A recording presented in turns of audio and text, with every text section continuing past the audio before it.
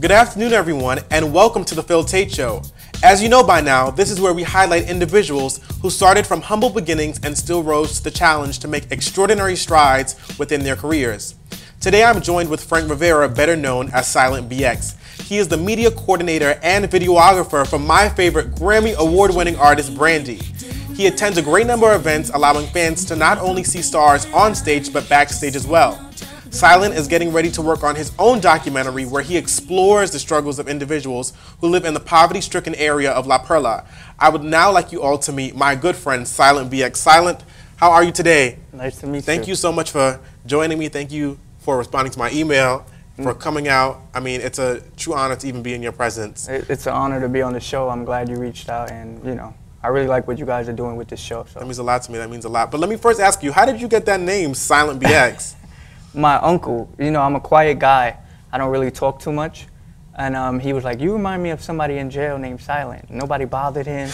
He looked like he was mad all the time, and he just did to himself. So I just stuck with it. Silent. So it became kind of like a household nickname for you, yeah. so to speak. And then where did BX come from? BX is just, I'm from the BX. Oh, the Bronx. Yeah. The South Bronx or just the Bronx? The Bronx. Okay, I've been all over the Bronx. So that's incredible. But first, let me ask you, how did you even get into becoming a videographer? It kind of just happened. That wasn't something I wanted to do.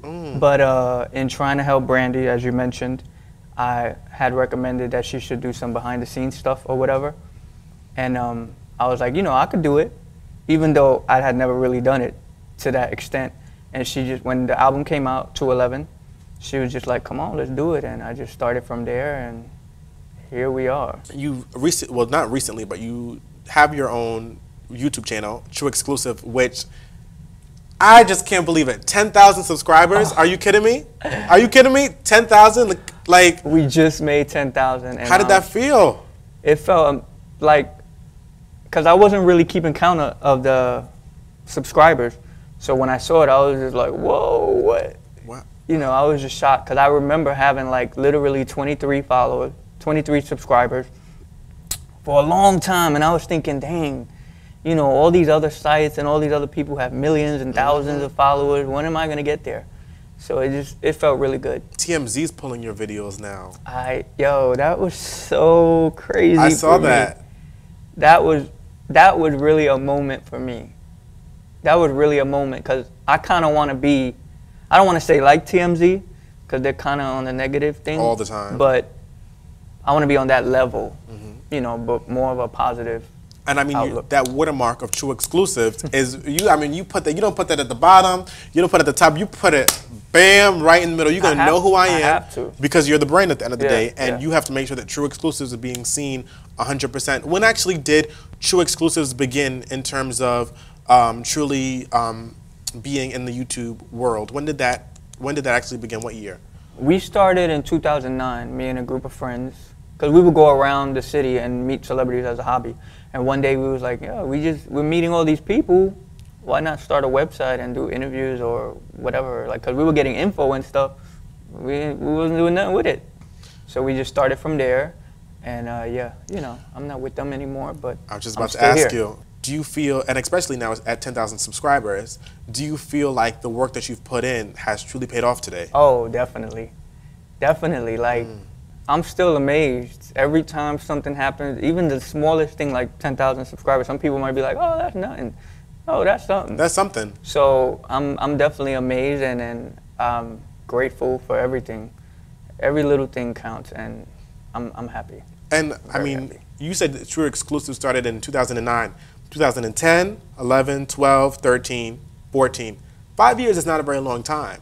And to reach that successful high, I know some people who put YouTube videos out there, it's been like 10, 15 years. Not just, I don't think YouTube's been around that long, but it's been a while since you've been putting out videos, and still no one is, you know, right. You have not created that strong following. You have not got people to be interested in your videos, to always want to check out what that next video, what's the next thing that you're doing. But you somehow managed to get people interested, to get people wanting more. TMZ's pulling your videos, other blogging sites are pulling your videos, putting them all over there. All I can say is congratulations. Hey, what's up? Y'all are watching TrueExclusives.com. What up, y'all? It's your boy Mac Wiles, and this is TrueExclusive.com. You're checking out TrueExclusive.com, the best place to go. But let me ask you now, and I mean, this is a very serious topic. You are the media coordinator for Grammy Award winning. So, I mean, where does the list where do you begin on that list of her? She's done almost everything. She's been out for over 20 years. We're not going to talk about her all day either. We're going to talk about you.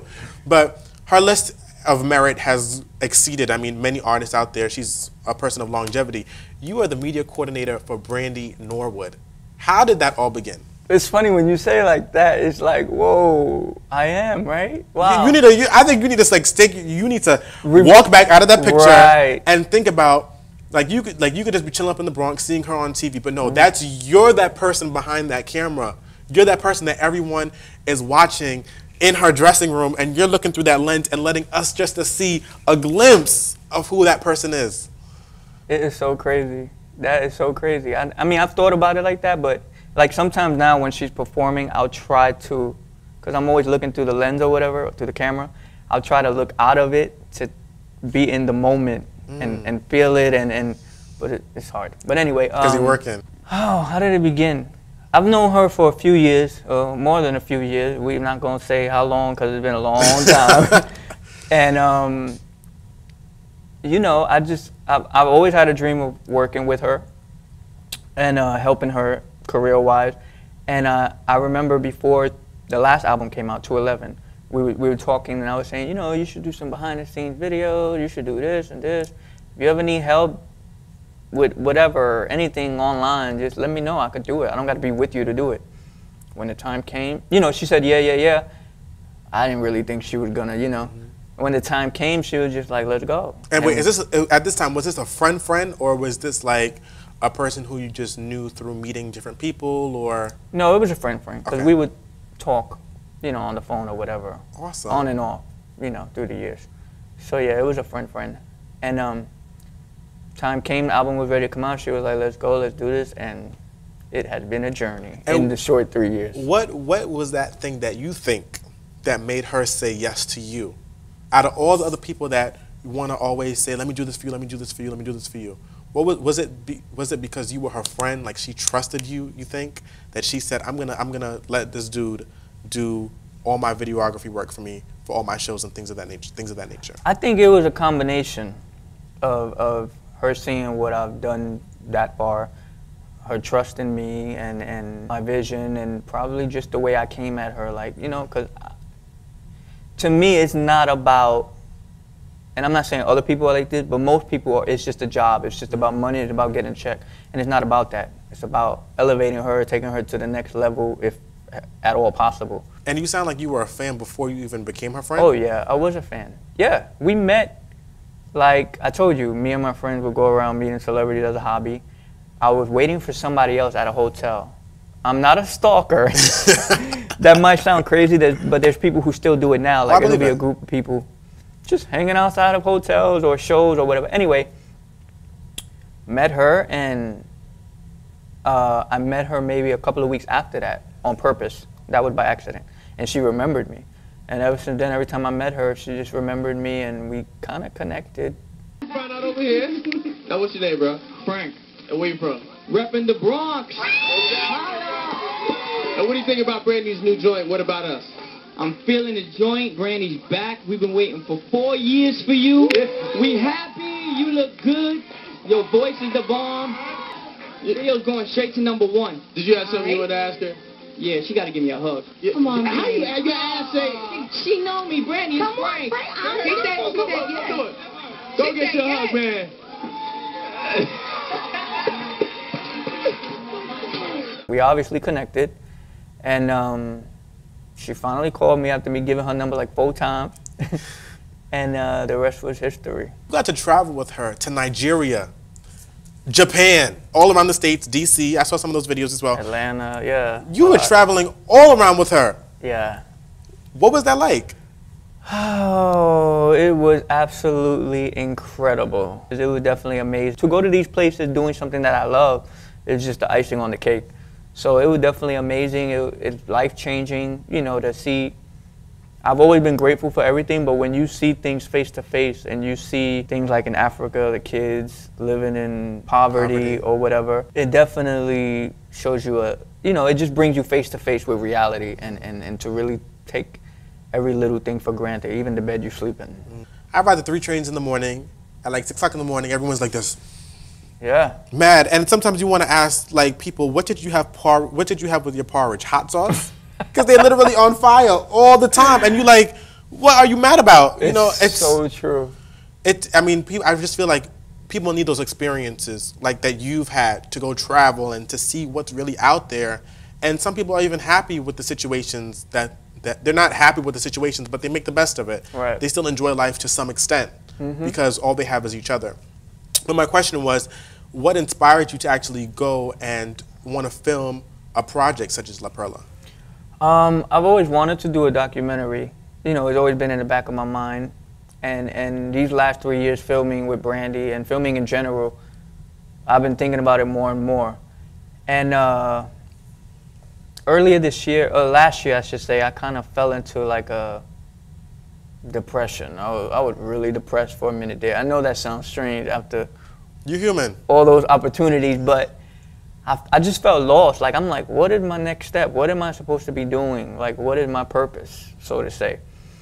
And one day I was on Netflix. I was watching a movie called Una Noche. It was, everybody should watch that movie. It has subtitles, you know. I have to read some of it because I don't know too much Spanish. But it was a movie, but it was shot kind of documentary style, but it wasn't documentary at all. But it just gave me a documentary feel. And it was about these 2 kids in Cuba trying to leave Cuba, escape or whatever. Anyway, 3, 4 in the morning, I was just like, something just came to me. Something just came to me and was like, oh man, you got to do this documentary. And I've always wanted to go to Puerto Rico, but I always felt like if I ever go to Puerto Rico, I can't just go sit on the beach and enjoy it. You know, I got to film, I got to do something. So after seeing that, started researching Puerto Rico. I came across La Perla, and instantly, like, it was just a little blurb that I read, like a little paragraph, but it just, like, it was so late at night, but it felt like the sun was shining.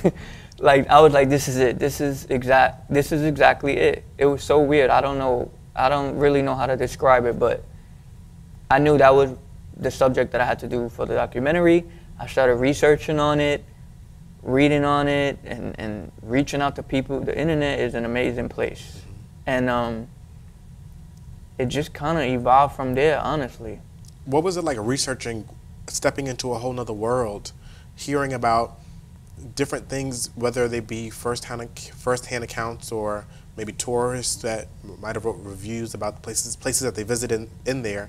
What was it like just going through material and just seeing people's everyday lives as to what they face and just the conditions there?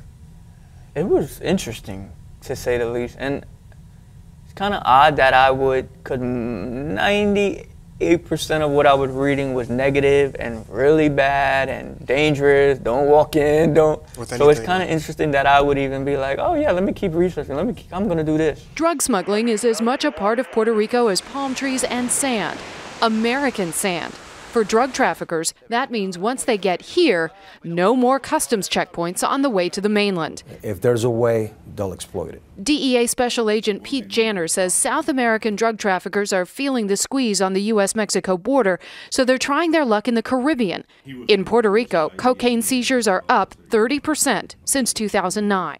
Like I said, I was just drawn to it, and